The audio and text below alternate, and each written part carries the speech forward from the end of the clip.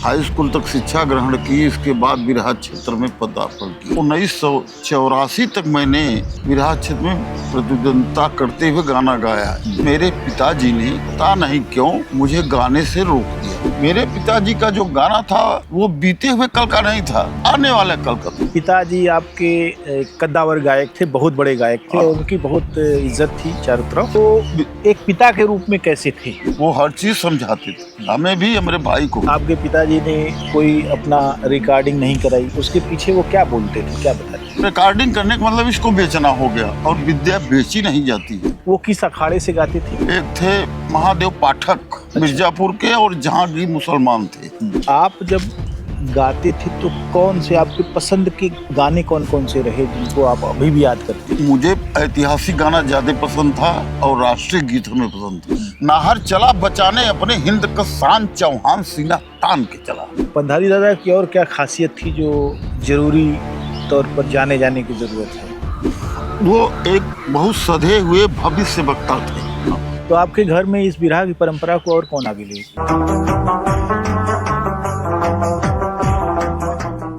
2011 में मैं बम्बई गया और वहाँ जाने के पीछे जो सबसे बड़ा कारण था कि अभिनेता प्राण मुझे प्राणों से प्रिय थे और मैं उनके ऊपर एक वृत्तचित्र बनाना चाहता था। बाद में मैंने उनसे चिट्ठी पत्री शुरू की, मेल वगैरह भेजा, उनके यहाँ से जवाब आया तो मैं बहुत उत्साहित हो गया। और 2011 में जब मैं वहाँ गया तो प्राण के घर गया, उनके परिवार से मिला और वे उस समय बहुत बीमार थे। तो वृत्तचित्र तो नहीं बना, लेकिन उनके परिवार वालों से मेरी अच्छी जान पहचान हो गई। फिर कुछ ही साल के बाद प्राण साहब नहीं रहे। तो जब मैं कभी स्लो ट्रेन में चर्च गेट की ओर जाया करता था तो सांता क्रूज के बाद खार रोड स्टेशन आता है और जब अनाउंस होता था कि खार रोड आने वाला है तो मुझे एक अलग तरीके का रोमांच होता था कि प्राण साहब यहीं रहते थे। इसी तरीके से जब मैं कभी इलाहाबाद से बनारस या बनारस से इलाहाबाद की तरफ जाता था तो खमरिया से 2-3 किलोमीटर पश्चिम एक जगह पर मैंने सुना था कि यहाँ बिरहा के महान गायक पंधारी दादा रहते थे, उनका गांव है ये। और जब मैं यहाँ आता था तो एक रोमांच होता था, लगता था कि मैं एक महान गायक के गांव से गुजर रहा हूँ। दुर्भाग्य से उन्हें देखने का मौका बहुत नहीं मिला और बातचीत करने का बिल्कुल मौका नहीं मिला, लेकिन यह आश्चर्यचकित कर देने वाला जो प्रकरण है वो यह कि उन्होंने अपनी रिकॉर्डिंग कभी नहीं कराई। उन्होंने कहा बिरहा बेचने की वस्तु नहीं है और इस मर्यादा को जीवन भर निभाते रहे। इसके बावजूद उनके कुछ गाने, कुछ धुनें, कुछ कविताएं हर बिरहिया यह कहते हुए कि यह पंधारी दादा वाली धुन है वो गाता रहा। इस प्रकार पंधारी दादा बड़े भूगोल में लगातार न केवल वो बचे हुए थे बल्कि लोगों की स्मृतियों में उनको लेकर बहुत तरह की बातें थीं। वे लगभग 109 साल की लंबी आयु जीकर इस दुनिया से गए और उनके बारे में बहुत सारी किंवदंतियां हैं, बहुत सारे इतिहास हैं, बहुत सारी स्मृतियां हैं जो बुजुर्गवार उनका बिरहा सुनने का सौभाग्य प्राप्त कर चुके हैं, वे जानते हैं। और बिरहा के इतिहास के वे अमर गायक हैं। हीरा बुल्लू से पहले पारस, राम खेलावन, बिरजू, ये तमाम सारे बड़े गायक, नानक इत्यादि के साथ और पश्चिम में रामाधार के साथ उनकी जो रस्साकसी चलती रही, जो मुकाबले उनके होते रहे, वे भी जनमानस में बहुत फैले हुए हैं। अब उनको गए हुए भी लगभग 20-21 साल बीत गए हैं। आज हम उनके घर आए हुए हैं। उनके बड़े पुत्र बिरहा गायक लल्लू यादव से मिल रहे हैं। लल्लू जी स्वयं एक बहुत अच्छे गायक के रूप में प्रसिद्ध रहे हैं और उन्होंने लंबे समय तक गाया, लेकिन बाद में उन्होंने गाना कम कर दिया। आज उनसे हम रूबरू हैं, हम उनसे अपने पिता की स्मृतियों को साझा करने का निवेदन करेंगे और साथ ही लल्लू यादव की जो गायकी है वो कब तक चली और क्यों छूट गई, इसके बारे में भी हम उनसे बातचीत करेंगे। लल्लू जी नमस्कार। नमस्कार बंधु। आपका बहुत बहुत स्वागत है और हम चाहेंगे कि बिरहा की जिस महान परंपरा के आप वारिस हैं उसके बारे में आपसे बात की जाए और आपके बारे में भी बातचीत की जाए। तो सबसे पहले तो यही कि आप स्वर्गीय पंधारी दादा के बड़े पुत्र हैं और खुद एक गायक हैं। तो आपका जन्म कब हुआ था? मेरा जन्म 8 अगस्त 1949 को हुआ था। अच्छा देश की आज़ादी के 1 साल बाद। जी। इसके बाद बचपन गुजरा, पढ़ने लिखने गए, हाई स्कूल तक शिक्षा ग्रहण की। इसके बाद बिरहा क्षेत्र में पदार्पण किया। तो बिरहा क्षेत्र में पदार्पण किया तो हमें सफलताएं मिली, अच्छे ढंग से मिली। अच्छे अच्छे गायकों से हमारा प्रतिद्वंदता हुई, उसमें हम सफल रहे और कुल मिलाकर 1984 तक मैंने बिरहा क्षेत्र में प्रतिद्वंदता करते हुए गाना गाया है। इसके बाद मेरे पिताजी ने पता नहीं क्यों मुझे गाने से रोक दिया। अच्छा। और यह कहकर रोका कि मैं गा रहा हूँ तो तुम्हें गाने की जरूरत ही क्या है, इसे तुम गाना बंद कर को घर गृहस्थी देखो। मैं उनकी बात मानकर, उनकी आज्ञा मानकर अपनी घर गृहस्थी देखने लगा। वो गाना बंद कर। लेकिन ललक तो बची रह गई। ललक ये खत्म होने वाली चीज नहीं जी। तो आप ये मुझे बताइए कि जब आपने उस ज़माने में हाई स्कूल पास किया तो काफ़ी नौकरियां मिल जाया करती थी, इतनी नौकरी मैंने किया था। अच्छा। नौकरी में पोस्ट मास्टर था। अच्छा। और यहाँ से खमरिया से 2 किलोमीटर पखवैया एक गाँव है, वहाँ का मैं पोस्ट मास्टर हुआ। जी। लेकिन जब मेरे पिताजी को पता चला कि मैं पोस्ट मास्टर की नौकरी कर रहा हूँ, वो तुरंत मेरे पास गए और कहा तुरंत इसको इस्तीफा लिखो। अरे ऐसा क्यों? कहें मेरे पिताजी का वसूल बहुत दूसरे ढंग का था। वो उनका कहना तुम पढ़े लिखे हो, ठीक है, पढ़ाई लिखाई केवल नौकरी के लिए नहीं होती है, तुम ऐसा करो नौकरी से इस्तीफा दे दो और इतनी जमीन है कि कौन जोते बोएगा। उस वक्त ट्रैक्टर का जमाना नहीं था, थ्रेसर का जमाना नहीं था, अब बैलों से खेती होती थी। इसीलिए उन्होंने मुझे नौकरी करने से मना कर दिया। अच्छा, कि खेती बाड़ी संभाली। हाँ, खेती बाड़ी संभाली। अगर उस हिसाब से देखा जाए तो अगर आप नौकरी किए होते तो आज आपको अच्छी खासी पेंशन मिलती, नौकरी होती और हाँ वो तो ज़्यादा अच्छा होता, लेकिन वो जबकि मैंने पिताजी से कहा भी था कि आपने तो बिरहा में गाया है कि हरवा मशीन से चले, हाँ, गौवा गौवा खिंचाए बिजली का तरवा, और हरवा मशीन से चले तो मशीन का मतलब ट्रैक्टर हुआ, तार का मतलब बिजली हुई। जी। उस जमाने में उन्होंने गाया था, वो सब सामने आ रहा है। ब्राह्मण ठाकुर जो ही जोतवाए चमरवा, हरवा मशीन से चले।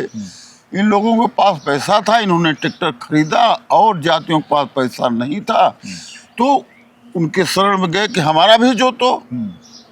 तो पैसा वसूलने के लिए अपने ट्रैक्टर का उन्होंने सबका खेत जोतना चालू कर दिया। रिवर्स गियर में आ गए। रिवर्स गियर में आ गए। तो ये उन्होंने गाया था, ये उनकी भविष्यवाणी थी। मेरे पिताजी का जो गाना था वो बीते हुए कल का नहीं था, आने वाले कल का था। अच्छा, पिताजी आपके कद्दावर गायक थे, बहुत बड़े गायक थे और उनकी बहुत इज्जत थी चारों तरफ, और आज भी उनका नाम चलता है? और वो कैसे एक पिता के रूप में कैसे थे? पिता के रूप में सही थे, अच्छे थे, बहुत सही थे। क्या व्यवहार था उनका? बहुत बढ़िया व्यवहार था। जो जिस काम का लायक होता था वही कहते थे, ये कर दो इससे अच्छा रहेगा, ये मत करो इससे नुकसान होगा। वो हर चीज़ समझाते थे, हमें भी, हमारे भाई को भी। मेरा भाई जो मेरे आधी उम्र का है, लेकिन छोटे से ही उसको समझाना शुरू किया। वो 8 तक तो पढ़े है, इसके बाद वो भी हल जोतने लगा। अच्छा। अच्छा। अब वो दुकान कर रहा है, अपना जी खा रहा है, अच्छी पोजीशन है, खराब नहीं। तो आपके पिताजी ने कोई अपना रिकॉर्डिंग नहीं कराई? रिकॉर्डिंग उन्होंने कभी नहीं किया। उसके पीछे वो क्या बोलते थे, क्या बताते थे? कि रिकॉर्डिंग करने का मतलब इसको बेचना हो गया, और विद्या बेची नहीं जाती है, विद्या बेची नहीं जाती, विद्या छिपाई नहीं जाती। और हमारे देश में यही परंपरा बुरा है कि जैसे कोई विद्या आपको मालूम हो गई और आप यहाँ से लेकर स्वर्गलोक चले गए, वो विद्या गायब हो जाएगी। इसीलिए विद्या को जो है फैलाने का रिवाज है हमारे देश में, कि जो भी आपको शऊर है, जो भी ज्ञान है, उसे दूसरों को बांट दो। मान लीजिए कोई बीमारी की दवा आपको मालूम है ना, तो आप उसको लेकर स्वर्गलोक मत जाइए, उस दवा को आप अपने अगल बगल के लोगों को बता दीजिए, जिससे आपके न रहने पर वह दवा जो है जनमानस की सेवा कर सके। यही ना होता है, यही चीज़। जब आपने सीखना शुरू किया तो उन्हीं के गाने सीखे आपने कि उन्हीं का सीखा। अच्छा, उन्हीं से। वो किस अखाड़े से गाते थे? वो एक थे महादेव पाठक, मिर्जापुर के, और जहांगीर मुसलमान थे, उन्हीं लोगों के अखाड़े से थे। अच्छा, तो उन लोगों का अखाड़ा बनारस वालों से अलग था? हाँ, वो अलग था। अच्छा, बनारस में पत्तू बिहारी का अखाड़ा था, मिर्जापुर में जहांगीर और महादेव पंडित का अखाड़ा था। अच्छा, तो अभी वो उनका अखाड़ा चल रहा है क्या? का महावीर और वो तो चल ही रहा है, महादेव और हाँ, तो और उन्हीं जहांगीर। उन्हीं के अखाड़े से हम लोग भी संबंधित है अच्छा, ना। अच्छा, अच्छा। एक अखाड़ा और है वहाँ राम मूरत का, वो भी अच्छा। स्वर्गवासी हो चुके हैं, लेकिन है उनके भी अखाड़े में गायक अच्छे अच्छे, ऐसी बात नहीं है। एक दयाराम जी थे खमरिया में, दयाराम यादव, उनके तरह कोई आवाज़दार गवैये नहीं था। हाँ हाँ, उनके बारे में मैंने सुना है। हाँ, काफ़ी बड़े माने गायक थे वो। वो समझ लीजिए, जो वो जोड़ी घुमा के रख दिया, कोई पहलवान नहीं घुमा पाया, और जो गदाब घुमा के रख दिया, कोई पहलवान नहीं घुमा पाया। और जो करताल बजाता है, जैसा उसने बजा दिया, किसी ने नहीं बजाया। अच्छा। और जितनी आवाज़ से वो बिरहा गा दिया, कोई गायक नहीं गया। तो पंधारी दादा के तमाम सारे मित्रगण तो आपके घर में आते ही रहे हों? हाँ, अभी तक आते हैं। तो कौन कौन लोग बड़े गायकों में आते थे? बड़े बड़े गायकों में जैसे हीरा लाल आते थे, कभी कभी पारस भी आते थे। अगर इधर आए तो बुल्लू भी चले आए, कैलाश, रामधार, कितने का नाम मालूम। सब गायक लोग जो है, जो इधर से गुजरा वो यहाँ आएगा जरूर। जी, आया, उनसे भेंट किया, उनका पैर पकड़ा, जो हो सका उनको दिया, सेवा सत्कार किया, इसके बाद चले। तो इस तरीके का। हाँ। तो आप जब गाए तो किसके साथ आपका मुकाबला हुआ? हमारा मुकाबला हीरा के साथ हुआ है, अच्छा, और पारस के सहयोग से मैंने एक जगह गाना गाया था, और बनारसियों में तो नाम नहीं याद है मुझे, 2-3 लोगों से और मैंने गाया था। और इधर के दयाराम थे, और इधर के इलाहाबाद के गायक थे, राम निहोर वगैरह, काका नाम है, इन सब गायकों से हमारा गाना। भदोही में लाल जी प्रजापति गायक थे, वो मर गए, उनसे भी मैंने उन्हीं से लास्ट गाना मैंने गाया था। अच्छा। लाल जी प्रजापति से, भदोही के आगे, तो वो जौनपुर जिले में पड़ता। जब आपके पिताजी मैंने 84 में आपने छोड़ दिया, हाँ, तो जब तक वे जीवित रहे तो उनके चोरी कभी गाने का आपकी हिम्मत नहीं? नहीं। किसी बारात में अगर चला गया, गाना हो रहा है, तो लोग अगर कहते एक गाना सुना दो यार, तो एक गाना गा दिए, जो 200-400 रुपया मिलना है मिल जाएगा, और क्या, और मिलता है। वो शौक बस नहीं, वो लोगों के आग्रह बस, और कोई बात नहीं। तो ये आपके परिवार में और कौन बने बच्चे लोग आपके कितने हैं? हमारे 3 बच्चे हैं। अच्छा, क्या करते हैं वो सब? एक बच्चा खबरिया में रहता है, बड़ा वाला, वो ट्रैक्टर लिया है, ट्रैक्टर अपन चलाता है, और कालीन कंपनी है उसमें काम करता है, क्लिप की मशीन चलाता है। दूसरा और तीसरा बच्चा यहीं रहते हैं, जिसमें आखिरी बच्चे से आपसे मुलाकात अभी हुई है जी।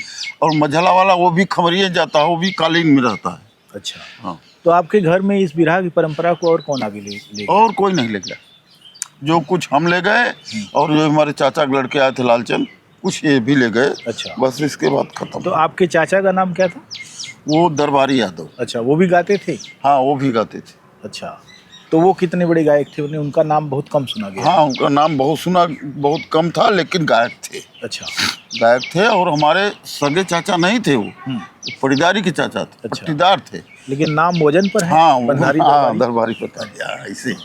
और हमारे जो है एक बड़े बाप थे, उनका नाम लौधर यादव था, और एक 2 चाचा थे, एक चाचा का नाम पत्तीराम यादव था, एक चाचा का नाम जो है नारायण यादव। अच्छा, हाँ तो इस तरीके से आपका एक लंबा चौड़ा परिवार भी था हाँ। एक तरह से। अरे हमारे परिवार में कुल 80 वोट है। अच्छा, अभी मौके पर 80 वोट है। हाँ।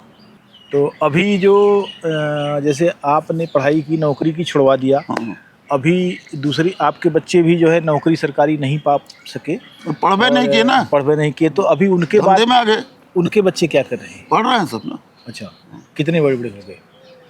अरे एक हाई स्कूल का इम्तहान दे रहा है और बड़े वाले का लड़का, और जो मझला है उसका लड़का कानपुर में तैयारी कर रहा है। अच्छा, वो क्या कहते हैं, बीएससी एजी किया है। इसके बाद पता नहीं किस चीज़ की तैयारी अच्छा, कर रहा पत्थर कॉलेज वगैरह में रहा होके इतना? बीएससी एजी किया।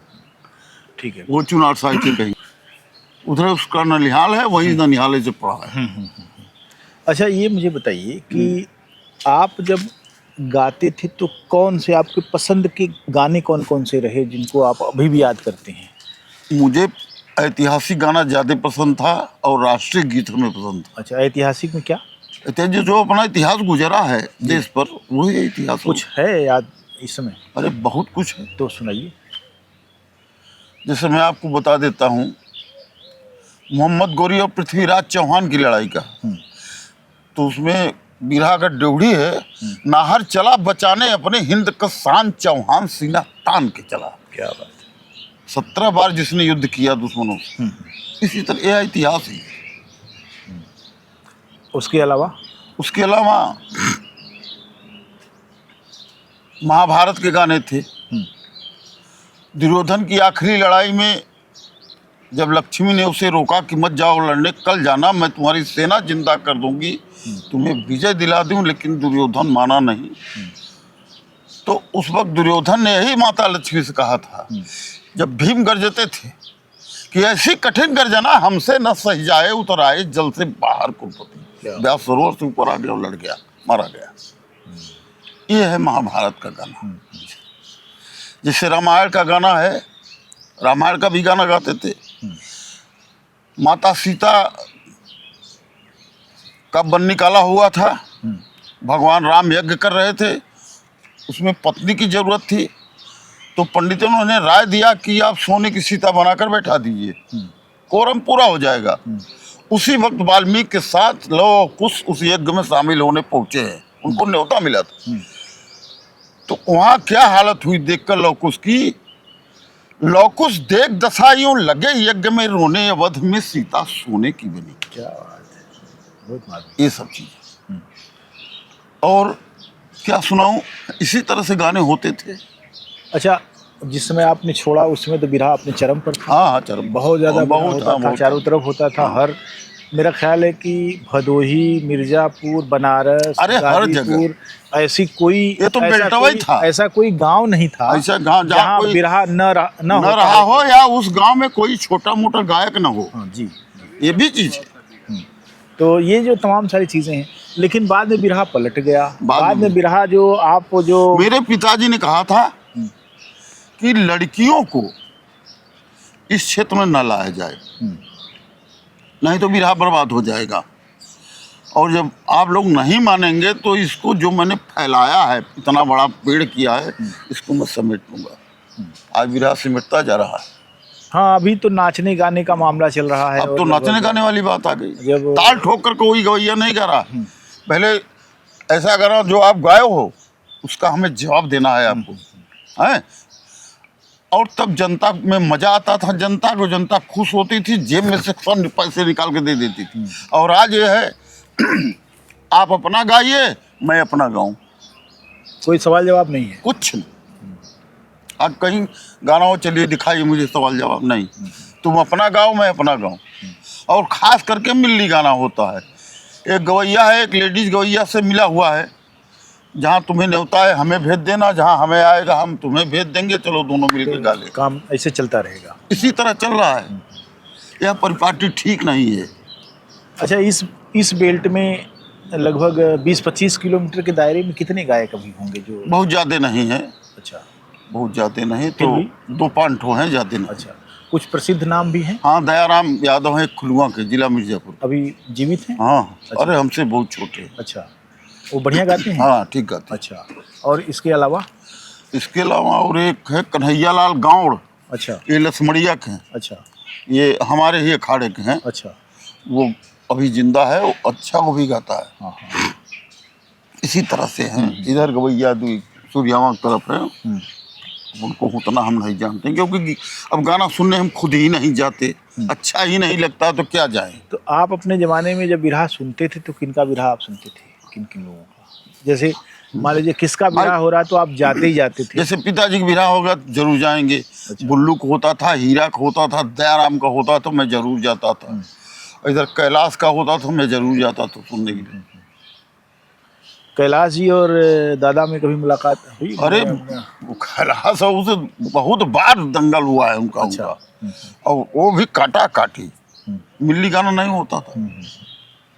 इधर हमारा स्टेज है, उधर आपका है, सामने बैठी है, और अब तो बगल स्टेज लगता है। मैंने सुना है कि रामधार जी और पंधारी दादा दोनों जब रात को बिरहा होता था तो एकदम एक दूसरे पर करताल फेंक देने की स्थिति में आते थे और फिर ताव में। हाँ ताव में, और फिर सुने कि जैसे रामधार जी का खपड़ा छाना है तो पंधारी दादा 3 दिन वहीं रह के खपड़ा छा रहे हैं, इस तरह की चीजें हाँ, चलती इससे थी। और पहले की भावनाएं दूसरी थी। हाँ। आज यह चीज नहीं है।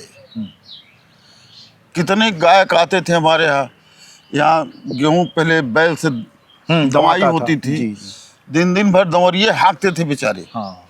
बाबू को हाँकने नहीं देते थे। बाबू कहीं जाते थे, कोई काम किसी गवैया का जाने दो आदमी मत करो, हम आ गए हैं, वो भी करते थे। इस तरह की तो सामाजिक इस तरह से उनके अंदर एक भाईचारे का भाव था। और आज ये चीज नहीं है। आज तो जो है सो हम हैं। ये शब्द जो हम आ गया है, चाहे वो आम पब्लिक में हो, चाहे गायक वर्ग में हो, ये खतरनाक।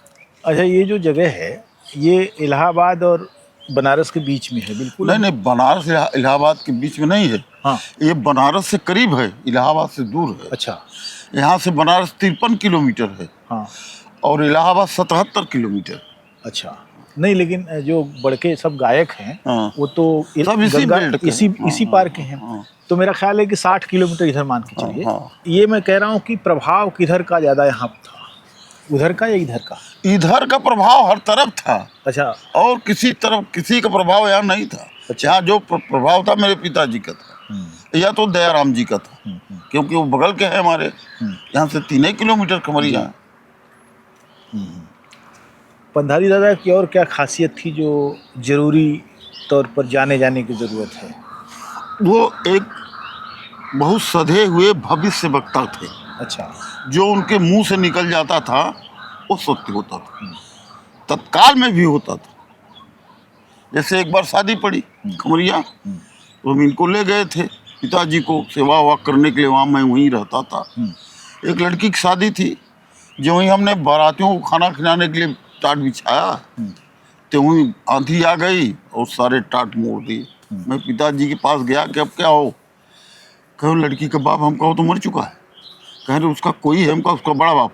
कहीं उसी को बुलाओ। तो गए, हम बुला लाए। तो कह जाओ दक्षिण मुँह करके 1 लोटा धार दे दो और बाकी मैं थाम लेता हूँ। कल 3 बजे के पहले सारी व्यवस्थापना कर लेना। 3 बजे के बाद इतना तेज आंधी आएगी, पानी बरसेगा, कोई संभाल नहीं पाएगा। वही हुआ। रात शादी हुई, खाना पीना हुआ, नाच गाना हुआ, हर चीज हुआ। सुबह बारात भी जब ही 3 बजा, वो बादल गड़ वो आंधी की इतना पानी बरसा, इतना बिजली तड़की, क्या कर जहाँ हम लोग बैठे थे इतना पानी हो गया। तो इस तरह से वो तत्काल भविष्य करते थे। बम्बई में भी कई जगह ऐसा उन्होंने किया। हाँ, भाई खल्ला में किया था। पाकर का पेड़ था, लोग बैठे थे, विरावकन भाई उतर जाओ, दीवार थी उस पर लोग चले, उतर जाओ ना, ये गिरने वाली है। सब उतर के भागना चालू किया, कन बस 5 मिनट 10 मिनट में गिर जाएगी, एक पेड़ भी गिर जाएगा, और गिर गया। बहुत सारे किस्से जो है लोगों के पास हैं उनके। हाँ, बहुत तरह के हाँ, किस्से बहुत हैं। मसलन ये है कि वो हैदर अली हाँ, और उनका बिरहा होना था। हाँ, हैदर अली गा रहे हैं, पंधारी दादा पहुँचे नहीं, तो लोग अपना भदेश लोग थे, इधर के गए हुए लोग थे, तो कुछ उन्होंने कहा, दीवार पर खड़े थे, उन्होंने कहा कि जो है मैंने तब इनको कहा कि आवला तो ओकर टंगरिया तोड़ा हैं? तो कहे कि अरे टंगरिया जिन तोड़ा टंगरिया और देवरिया हाँ से तनी नीचे उतर जा। और तब तक दीवार भरा गई। बहुत तरह के किस्से थे उनके, बहुत तो तरह के वो किस्से थे। तत्काल असल में न हाँ। उनके जीव पर सरस्वती का वास था। हाँ, वो माता विंध्यवासिनी के महान भक्त थे। हाँ। अच्छा ये मुझे बताइए कि आप एक मैंने इतना बड़ा गायक ने आपके घर में आपके पिताजी, आप उनके खून हैं, उनकी क्या निशानियां आपने सुरक्षित रख रखी है? अब घर द्वार तो है, खेत बाड़ी उनका है, ये सब एक निशानियाँ है ना। और इसके बाद कौन निशानी होती है? नहीं जैसे कोई फोटो फोटो वगैरह तो है, फोटो है, फोटो तो है, फोटो तो आप अभी अपनी मोबाइल मंगा सकते हैं, आ जाएगा। बस ठीक है। मैं ये कह रहा हूँ कि बहुत सारे गायकों के घर मैं गया और उनके फोटो तक नहीं मिले। नहीं मिल जाएगा। बहुत, जैसे नसुड़ी एक गायक थे। हाँ, नसुड़ी को मैं जानता हूँ अच्छी तरह।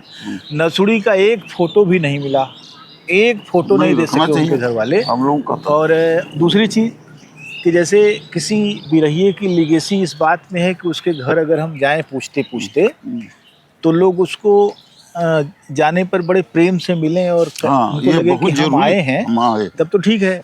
लेकिन अगर वो ये नहीं समझ पाए कि हमारे पिताजी या हमारे दादाजी को जानने वाले ये आए हुए हैं, कहाँ से आ रहे हैं, दूर दराज से आ रहे हैं, और उनके प्रति उनका कोई भाव न हो, तो लगता है उनकी लिगेसी खत्म है। तो खत्म तो हुई, क्या कहेंगे तो क्या, यही कहा जाएगा ना। ये चीज़ें जो है वो नहीं मैंने होना नहीं चाहिए। प्रेम होना चाहिए ना, प्रेम होना चाहिए, भाव होना चाहिए, लगाव होना चाहिए कि इतने दूर से कोई आदमी हमारे यहाँ आया है जांचने परखने के लिए, देखने के लिए, पूछने के लिए, तो कम से कम बैठने का स्थान दो, पानी सानी दो, चाय वाय दो, जो कि तुम्हारे पास मौजूद हो। प्रेम का भाव प्रदर्शित होना बहुत ज़रूरी है। यह समाज के लिए भी एक अच्छी चीज़ है। जैसे अब आप ये देखिए कि इतनी बड़ी देन बिरहा को उनकी है, लेकिन उनकी परंपरा को अभी कौन कौन गायक लोग जो आगे बढ़ा रहे हैं? दुखीराम हैं। अच्छा। दुखीराम यादव ये गा रहे हैं, और एक अमृतलाल यादव है। कहाँ के? ये हमारे सामने उधर उस पटरी पर। अच्छा। ये भजन जन गाता है, वही बम्बई में रहता है। अच्छा।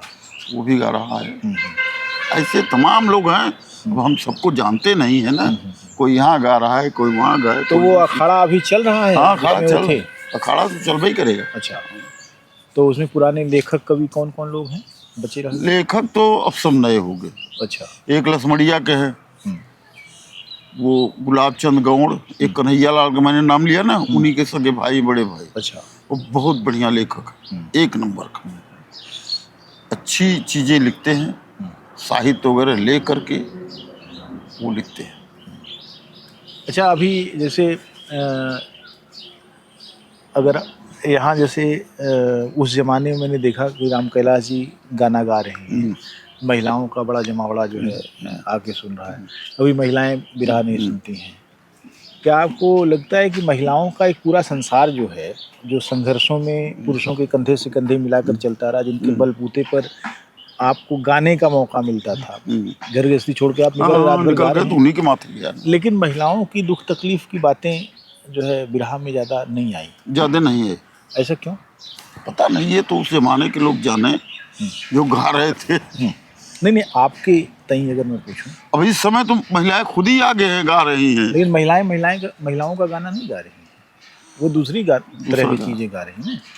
महिलाओं का गाना गाने का मतलब ये है कि महिलाओं की जो तकलीफें होती हैं, वो चीज़ तब भी नहीं गाई जाती थी, अब भी नहीं गाई जाती। पुरुषों ने भले, जैसे गांव की महिलाएं जो गाती हैं कि ऊंची बखरिया का नीची गुवरिया, वो अब बने नहीं, ये तो महिला अभी तक गा लेती। या ये कि सुनीला की ससुरे में झुरझुर मोती झरे, मोरे लेखे सतुआ सपनवा भैला हो बाबूजी। तो आखिर ये जो औरतें गाई हैं, जैसे झरेलिया आई थी, और वो जो शारदा सिन्हा थी, कौन और लड़की आई थी गाई, तो वही चीज गाई है ना। कौन फैजाबादी, मुन्नी बाई फैजाबादी, ये सब वही चीज गाई है ना, और अच्छा गाई है उन्होंने गाया। अगर वैसा गाना गाया जाए तो सबको पसंद आ जाए। और जहाँ भद्दापन आ जाता है, वहाँ मजा नहीं देता। तभी होता कि चलो भाई उठ कर यहाँ। स्मृतियाँ चाहे कितनी भी साथ छोड़ रही हों, कुछ न कुछ ऐसी बातें होती हैं जो लोगों की यादों में बसी रहती हैं और जिनको वे मौका मिलते ही दोहराते हैं, बताते हैं। महान गायक पंधारी दादा के बड़े पुत्र लल्लू यादव से बातचीत अभी आपने देखी सुनी, जो कि खुद एक महत्वपूर्ण गायक रहे हैं। अब उन्होंने गाना छोड़ दिया है, लेकिन बिरहा के रसिया हैं और अपनी उस परंपरा को उन्होंने न केवल बचाए रखा है बल्कि उस पर गर्व भी करते हैं। लल्लू जी को बहुत बहुत धन्यवाद। नमस्कार। नमस्कार।